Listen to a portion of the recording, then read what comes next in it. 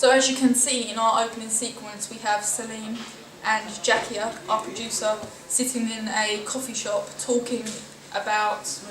events that have happened in the past, and through the editing I've managed to do shot reverse shots which instinctively manage to show both characters' expressions, both their moods, and by the colour correction, where it's black and white, we understand that this is in the past and not in the present, and this is something that's happened before,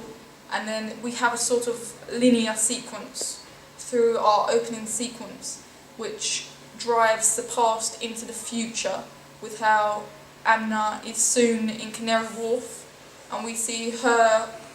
walking along simply in this alone, desolate place. The editing used there was sort of colour correction mainly. It's only when we get to the end where Matt appears, who's our protagonist, when he comes along, the effects, the colouring gets a bit darker. The effects we have on him in a long shot is quite blurry, and Amna, from this editing, we can see that she's suffering with whatever sort of mental problem she is having, which through the editing we have portrayed through dizziness. We attracted and addressed our audience through the editing, I gather, through the plot line as well, but through the editing the colours are so wildly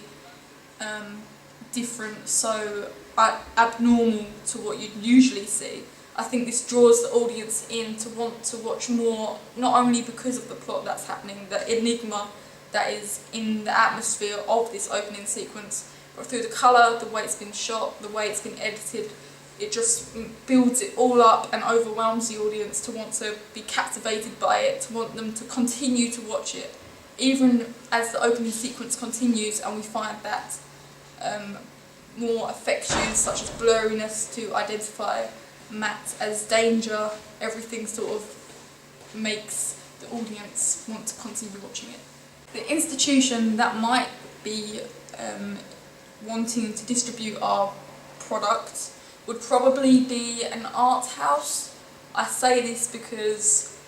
the sort of technique that has been used on editing and the whole storyline, the concept of everything, through the colour correction, it doesn't seem something that you'd find in a typical Hollywood blockbuster. So you wouldn't find this sort of media product in a cinema like View or Odeon, just because it seems so distinctively different from what is recognised by society as normal, what attracts a teenage audience perhaps in to go see these action horrors and everything. The colour and everything in our opening sequence just seems so wildly distinctive and different that an art house could really